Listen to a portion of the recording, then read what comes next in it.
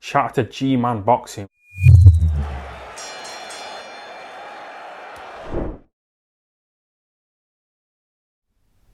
Alright people, quick post-fight toss, Regis Prograis versus Tyrone Mckenna. Regis Prograis wins in 6 one-sided rounds. That's the best way to describe it. The fight went exactly how I thought it would go. Tyrone Mckenna not really using his height and reach, which he did have over Regis Prograis, and really looking to go in and exchange, looking to trade, looking to outwork Regis Prograis on the inside, stay in the pocket. But the problem with Mckenna is even down at British level, he's easy to tag in the pocket. He's very poor with his defense. He tends to really lean in with shots. So I know one thing, like a lot of boxing trainers, especially if you're just starting out as an amateur, they'll say is try and not let your head go over your front knee. So when you're throwing a shot, try not to lean over your knee. If you're going over your knee, you're going in too far, and you're actually closing the distance for your opponent. If say you're at range, worse if you're even close. Well, McKenna was always doing that, and Prograis was McKenna is probably British level in around that level. So Prograis is up at the world level. Like really, he is a tremendous fighter.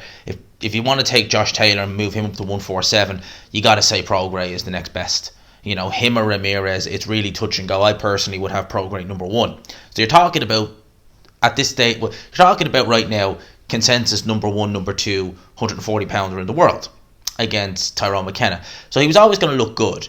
But you see sometimes when fighters, especially of Prograis level and stature, when they're fighting someone they're expected to beat, you often don't see the sharpest performance from them. For the most part anyway. Sometimes they'll look a bit lackadaisical, they'll look a bit sluggish, their timing mightn't be quite what it should be, their balance might be a bit off, just because they've probably not trained adequately, because they know I'm superior, I am the superior fighter to this man.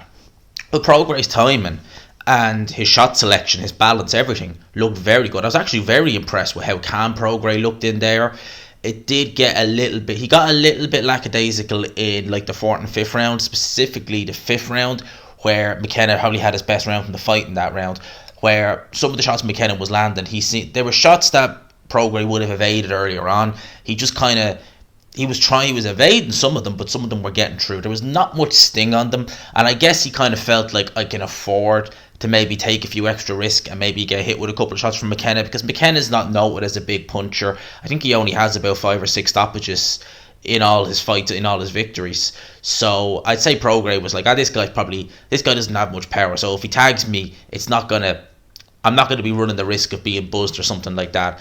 So maybe that's why Prograis got a bit lackadaisical. Again, he wasn't getting hit with every shot in the book, but shots were getting through later on in the fight that weren't getting through early on.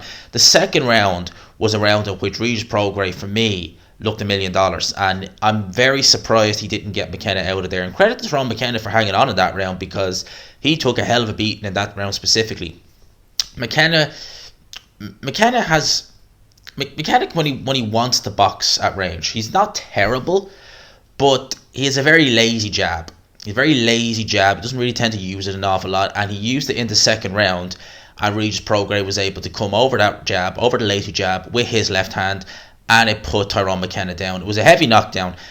And credit to Mckenna, like, he wasn't out of it or badly buzzed. You know, when you see a heavy knockdown like that lands bang on the chin, you expect to think that the fighter who's on the receiving end, you know, especially if they're caught cold, will, you know, if they get up, their legs are going to be all over the place. But they weren't to Tyrone Mckenna. He was able to hang on. He took some big shots in the second round, and like that, he took some big shots in the third round. There was moments in this fight where you did start to worry, and you did start to think maybe the corner, P. Taylor, should pull Tyrone Mckenna out. Even in the third round, Mckenna wasn't having much success. Prograis was just hitting him with every shot in the book. He was keeping it at a great range. When he wanted to, he could step in. He could back Mckenna up against the ropes. He was doing something what a lot of good fighters can do, is that they can pressure a fighter by just using their footwork. Lomachenko's very good at doing that. Prograis was excellent at doing that as well. You're able, just because he had the superior footwork, and you look at the two positions of where their feet were, no comparison. Prograis was just levels better. His balance was better. Everything about his footwork was better.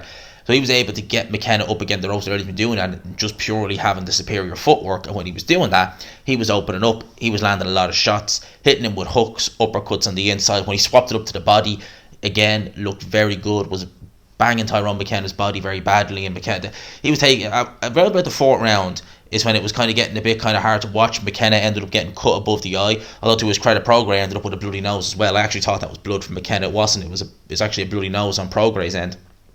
And it seemed to me as though it was a matter of time. McKenna came back into it in the 5th. In the 6th, it was much more the same. There was a cut kind of above the eyebrow on Tyrone Mckenna. Now, to be fair, I have seen worse, but it was bleeding down and there was quite a bit of blood flowing. To call the doctor in to check on it, and he wasn't long about stopping the fight. So I have seen worse fights. Like, put it like this, right? That cut wasn't as bad as the cut Fury had against Valiant, and that fight was able to carry on. Or certainly to the naked eye, it didn't look as bad as the cut the Fury had. So they stopped the fight in the 6th round, and to be honest with you, they really did save McKenna taking further punishment, because he was never going to win this fight. Prograis was always in it. Apparently this was a final eliminator for the WBC title, which last time I checked, Jose Zepeda was mandatory, and he won that mandatory against Baranchek in that brilliant fight a couple of years ago. And this was a 10-rounder as well, so I don't know.